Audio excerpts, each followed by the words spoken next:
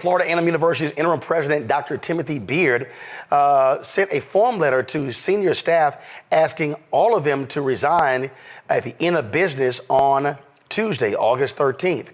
In the letter, which was dated on August 12th, he asked the team of 19 people to resign effective Tuesday. Additionally, Dr. Beard wrote in the letter, the decision was not made lightly and is rooted in a commitment to ensure the university is positioned for future growth and success. Beard said the resignations are part of his strategic plan. And of course, Board of Trustees, it involves evaluation and assessment of management. So part of my overall assessment process is to include the submission of resignation letters from that team. It's an opportunity for me to really look in terms of the synergy of the team and what's going to be in the best interest of FAMU going forward. It's not unusual practice in corporate America nor in higher education for that to happen.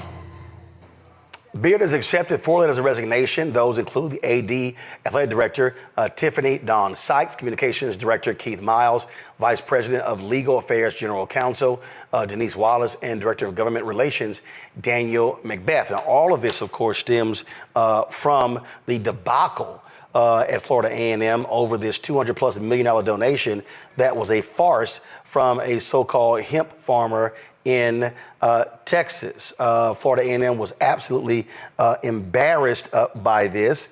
Not only did he make the donation, they allowed him to be the commencement speaker.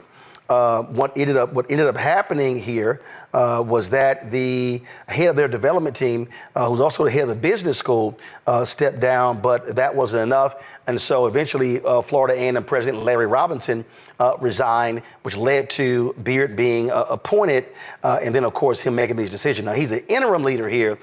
This was an absolute mess, just unbelievably ridiculous, Robert.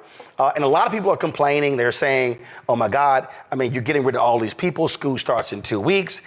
This is Ron DeSantis trying to take over our school. But here's the deal.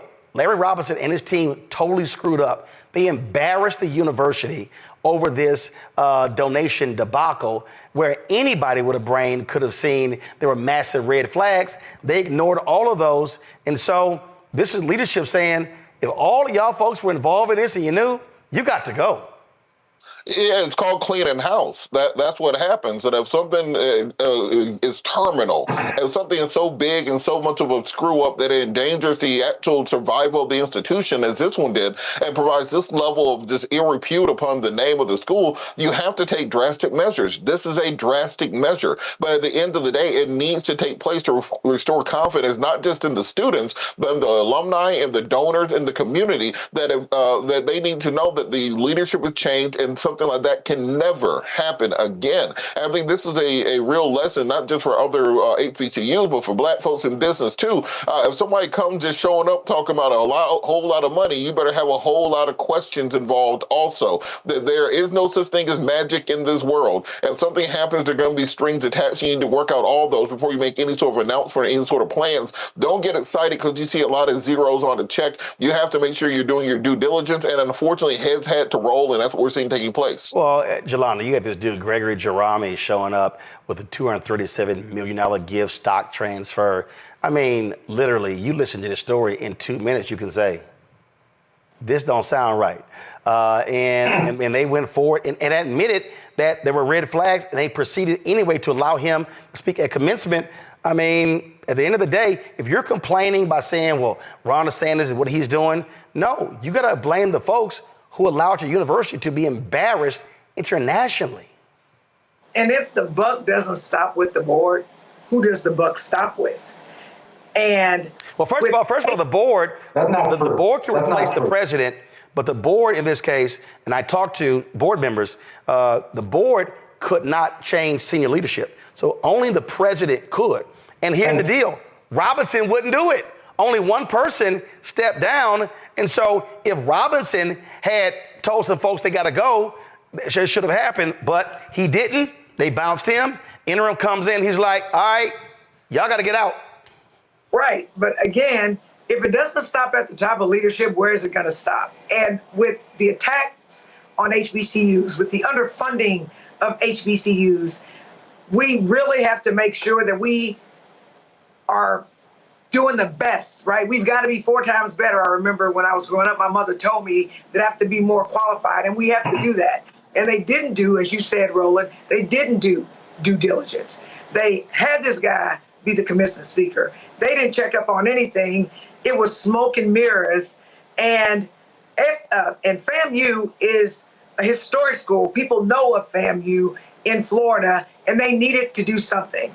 And you know what? If you do things the same way all the time, then you're going to get the same result. So I think that they needed to clean house. Like most presidents, when they come in, they actually clean how they bring in their own people. They want people who are loyal to them, who are not going to try to make them and they trust. So this is no different. It's just that debacle that they had. I mean, you can't forget about it. So I think he did what he needs to do, and I think we need to get behind them, and hopefully they'll get people in who don't want to be embarrassed the same way. No. You know, I don't think they don't want to be embarrassed. Scott, she's not finished. Scott, hold on. All right, now she's done. Now, Scott, go with your no, go. As the only, I don't know, does anybody else sit on a college university board on the panel? I've been on Morehouse's board of trustees for several years. I've hired presidents and fired presidents, and this debacle that you all are talking about is purely senior management, president, CEO, and his team. Okay, so that's the first thing. So the president had to go, right? And that's what the board does. The setup for this $237 million gift and the commencement speaker and all the graduation, that's all senior management and staff.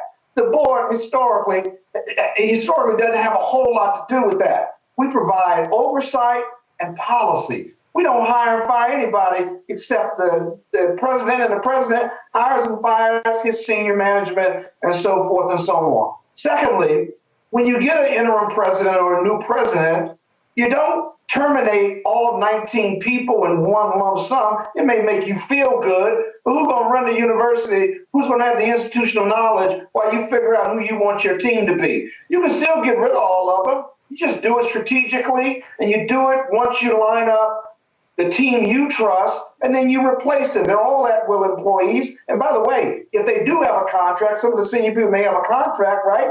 Either buy them out of the contract, or you find a clause where you can terminate them for cause, right? So you do it methodically and strategically, because right now you have gaps in leadership that could actually exacerbate, because we're talking about this as a news story now. Why do you want another news story on top of that debacle? Just do it methodically and strategically and build your team. That's how it ought to be done. And this clean house approach is doing more damage to FAMU practically, pragmatically, and literally, and from a PR standpoint. Bad move. Still do it.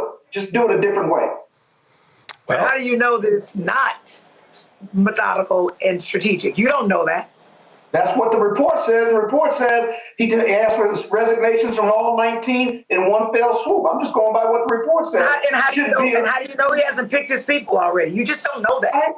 You cannot do a wholesale firing of your 19 senior people who have history and have of operations with an institution, of any institution, in one fell swoop. And if you have your team in place, I guarantee you they don't know more institutionally and from a process and procedure standpoint as much as that 19. Those 19 may be very bad people for those positions, but their value differential is that they've been there, they have institutional knowledge, and now that you don't trust them, they're not going to trust you. And if they're not leaving, right, the trail of failure, they could sabotage some of the some of the processes, the technology, the procedures on their way out. Why create that environment?